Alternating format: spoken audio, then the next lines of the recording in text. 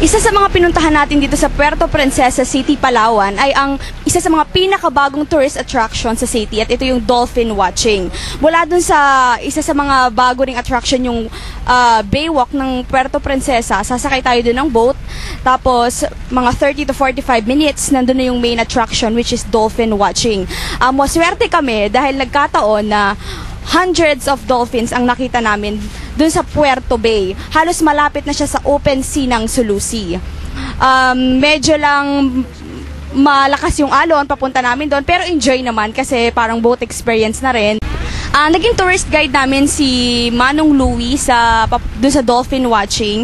Isa sa mga kasama niya si Mang Toto.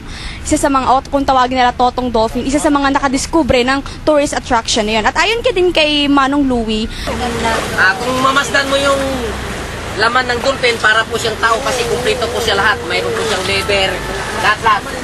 May lungs po siya. Ang dolphin ito, ang pinakamatagal niyang pagsisit ay aabot lang ng tao po daw ito pagkatapos napunta sa dagat. Pagkatapos, ang dolphin po, sabi nila, may nose siya pero hindi ilong. Di ba?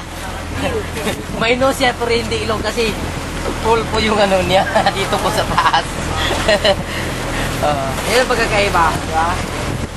Dede, nag-rest daw mo. Nadede ba yun? Nagpapadidi po, sir. Ang dolphin pag nagpadidi po siya, dito po siya nagpadidi sa ilalim. Sa ilalim. Pagkatapos, kung may bibi man po yung dolphin, dito po nila sinasabit habang hindi pa masyadong mabilis maglangoy. Kung makita nyo yung dolphin dyan, may yung kayo obserbaran na makikita nyo na may ang maliit kumatabi palagi sa malaki.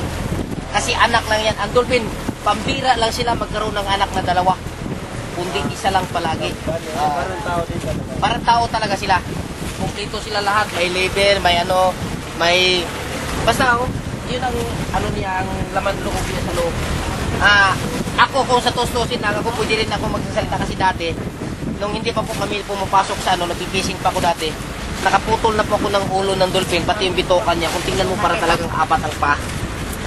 Naawa din ako kasi nung sumisabi na yung kasama ko nga, tagain mo na, patayin mo, naawa ko. Tinali niya dyan sa palatik, namatay yung dolphin kasi nakatuwad siya eh. Namatay nung inakyat na sa bangka, pinutol ko yung ulo, tinapo namin, pero 6 na gabi kami nagpipising ng tuna, 0 kami.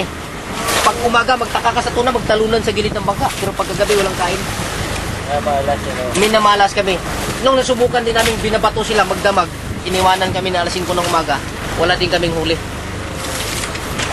Doon ako nakita na, nung time na nag-dolphin watching na kami, nag-study na kami dito, paano namin na mapabuksan o pag-aralan para sa mga turista, doon kami nagpuprotek na ng todo. Tinitingnan namin yung batas, gaano kahalaga ang dolphin para sa atin, gaano makatulong sa community, para matulungan yung pamilya natin. Talagang kami dito na kami nabubuhay sa pagpanoturismo na. Malakas sila ang pangamoy niya. Oo, malakas. Malakas ang pangamoy nito. Pangalawa, kung nakita nyo, yung dolphin dito para na siyang alaga, di ba? Oo, parang alaga. Marami nagsasabi, alaga ba nyo ito? Hindi po, kasi hindi na po namin kayang pakainin sila, bantayan, sisirin araw-araw kasi wild po sila. Province po yung ginagalawan natin. Nakakarinig po. Opo. Mayroon na pong guest dito na ambassador siya, US ambassador to Thailand, na nagtaka ko sa kanya, bakit doon siya sa Kuwait nakatayo? Pagkatapos nakita niya yung dolphin, tinutuktok niya yung bangka. Kasi ang dolphin, pag tuktokin mo yung bangka, pag tumatakbo ka, sumasabay yan. Sumasabay po siya sa bangka. Pag maganda ang mood. Pero pag hindi maganda ang mood, murag hapit po tagukod-gukod, maumod ka ma'am sa kagukod-gukod na ito, hindi kita kaamod.